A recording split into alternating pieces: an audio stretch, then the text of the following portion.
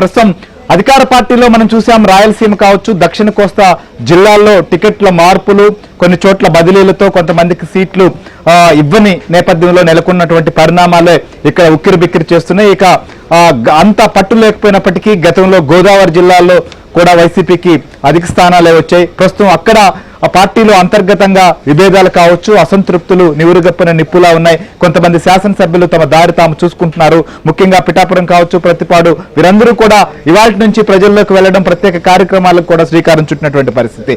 సప్పరావు ఏంటి ఇక్కడ ఒకవైపు మనం చూస్తున్నాం టీడీపీ జనసేన పొత్తుతో ఇక్కడ రాజకీయ సమీకరణలే మారిపోతున్న తరుణం. మరొక వైపు చూస్తే వైసీపీలో కూడా ఇప్పటి వరకు ఉన్నటువంటి ఎమ్మెల్యేల విషయంలో కూడా క్లారిటీ లేదు, టికెట్లు, అలానే మిగిలినటువంటి వారి భౌతవ్యం ఏంటనేది కూడా గందరగోళంగా ఉంది. సో ప్రస్తుతం ఉన్నటువంటి ఎమ్మెల్యేలు కూడా ఎందుకు వారి సొంత కార్యక్రమాలకు శ్రీకారం చుడుతున్నారు? గోదావరి జిల్లాలో మొన్న ఎన్నికల్లో వైసీపీకి దాదాపు 19 స్థానాలు గాను 15 స్థానాలు ప్రజలు కట్టబెట్టారు. అయితే ఇప్పుడు మళ్ళీ ఎన్నికలు వచ్చిన దగ్గర నేపథ్యంలో వైసీపీకి ఈ ఉమ్మడి తూర్పు గోదావరి జిల్లాలో పునాదులు కదిలిపోతున్నాయని చెప్పాలి. సాక్షాత్తు వైసీపీ ఎమ్మెల్యేలే జగన్ పై తిరుగుబాటు లేవనెత్తుతున్నారు. మొన్న ఎన్నికల్లో సంబంధించి ఎవరైతే గెలిచారో వాళ్ళకి సంబంధించి ప్రతిపాడు, పిఠాపురం, జగ్గంపేట ఈ 3 చోట్ల సిట్టింగ్ ఎమ్మెల్యేలకు టికెట్లు లేవని చెప్పి జగన్ ప్రకటించారు.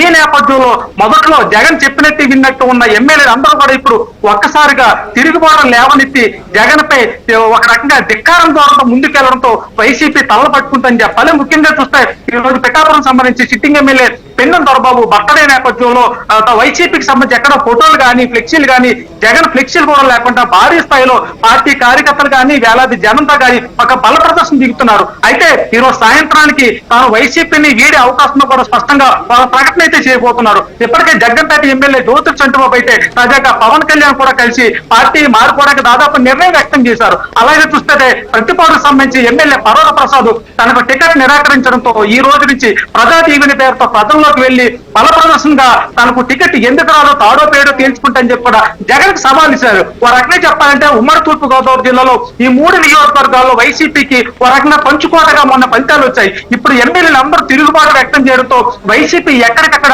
2 ముక్కలు అయిపోయింది. ఇదంతా ఒకటైతే ముద్రగడ పద్మనాభం ఏదైతే కాపు ఉద్యమ నేతకి పేరు పడ్డారో ఆయన గడిచిన 4.5 ఏళ్ల నుంచి జగన్ ప్రభుత్వానికి అడ్డగోలుగా సహకరిస్తున్నారు. వైసీపీకి సంబంధించి కాపు రిజర్వేషన్ ఇవ్వకపోయినా కాపు కార్పొరేషన్లు ఎత్తేసి కాపు సామాజిక వారు పూర్తిగా అన్యాయం చేసినప్పటికీ కూడా ముద్రగడ పద్మనాభం ఏ రోజు కూడా జగన్ ప్రశ్నించలేదు. సరికదా అధికార పక్షాన్ని ప్రశ్నించకుండా ప్రతిపక్షం పైన లేఖాస్త్రం సంధిస్తూ వస్తున్నారు. ఈ నేపథ్యంలో తాను చేసిన సేవకు గాని ఇచ్చిన సహకారాన్ని గాని రాబోయే ఎన్నికల్లో తనకి తన కొడుకు 2 టికెట్లు వస్తాయని భావిస్తే జగన్ ఇతను కూడా జలక్కిచ్చాడు. తనకి కనీసం ముద్రగడకి చెప్పకుండా 3 చోట్ల కూడా వేరే ఇన్ఛార్జ్ గా ప్రకటించడంతో ముద్రగడ కూడా తీవ్ర అసంతృప్తున్నారు. అదే ముద్రగడ సంబంధించి రాజకీయ వారి కుమారుడు కూడా నిన్న ప్రకటించిన పరిస్థితి, ఈసారి ఎన్నికల బరిలో ఉంటామని. ఇంకొక వైపు పవన్ కళ్యాణ్ కూడా ముద్రగడతో భేటీ కాబోతున్నారని ఆయన వర్గీయులు చెప్తున్నారు. సో ఆయన రాజకీయంగా ప్రత్యక్షంగా పోటీ చేసేటువంటి పరిస్థితి ఉందా, లేకపోతే ప్రస్తుతం జరుగుతున్న పరిణామాలన్నీ అక్కడ జిల్లాలో మార్పులు అంటే టీడీపీ జనసేన పొత్తుల తర్వాత మారిన సమీకరణలకు అనుగుణంగా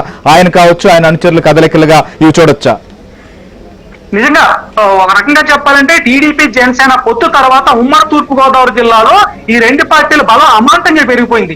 ఈ నేపథ్యంలో కాపు సామాజిక వర్గ ఓటులు ఏదైతే ప్రాధాన్యంగా నిర్ణయాత్మక శక్తిగా ఉన్నారో వాళ్ళందరూ కూడా టీడీపీ జనసేన కూటమి వెళ్ళిపోతే రాబోయే ఎన్నికల్లో వైసీపీకి 19 స్థానాలు ఎక్కడ ఒక్క సీటు కూడా వచ్చే అవకాశం లేదని గ్రహించిన జగన్ ముద్రగడ పద్మనాభాన్ని బరిలోకి దించి కనీసం కాపు ఓట్లు టీడీపీ వైపు వెళ్లకుండా కొంతవరకు చీలికి తెచ్చేందుకు ప్రయత్నం చేశారు. కానీ అనుకోని విధంగా జగన్ కి ముద్రగడ పద్మనాభం జలక్కెవడంతో ఇప్పుడు రకంగా వైసీపీ తల పట్టుకుంటుందని చెప్పాలి. ఒక పక్క ఎమ్మెల్యేలు తిరుగుబాటు, ఒక పక్క ముద్రగడ పద్మనాభం కూడా హ్యాండ్ అవడంతో ఈసారి ఉమ్మడి తూర్పు గోదావరి జిల్లాలో వైసీపీకి ఒక్క సీటు కూడా వచ్చే అవకాశం లేదని చెప్పి సొంత పార్టీ నేతలు చెప్తున్నారు. మరో పక్క చూస్తుంటే ఎమ్మెల్యేలు కూడా తిరుగుబాటు వ్యక్తం చేయడంతో వాళ్ళ కేడర్ కానీ మిగతా నేతలందరూ కూడా 2గా చీలిపోయి ప్రస్తుతం ప్రకటించిన ఇన్ఛార్జీలకు ఏమాత్రం కూడా సహకరించకుండా ఓటర్లకు కూడా వాళ్ళు కూడా సహకరించే పరిస్థితి ఉంది. మరో పక్క చూస్తుంటే 3 ఎమ్మెల్యేలలో ఒకరు టీడీపీ వైపు, మరొక 2 జనసేన వైపు కూడా అడుగులు వేస్తుండటంతో మిథున్ రెడ్డి కానీ ఏదైతే కాపు నేత తోట త్రిమూర్తులు కానీ ఏదో రాయబారాలు నడిపే ప్రయత్నం చేస్తున్నప్పుడు కూడా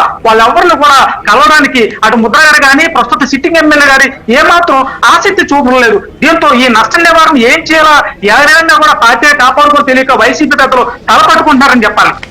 రైట్ మనం చూద్దాం. ఎందుకంటే గోదావరి జిల్లాలో అక్కడ ఏదైతే నిర్ణయాత్మక శక్తిగా ఉన్నటువంటి పరిస్థితి, అత్యధిక స్థానాలు ఉన్నటువంటి గోదావరి జిల్లాలో ఇక్కడ కూడా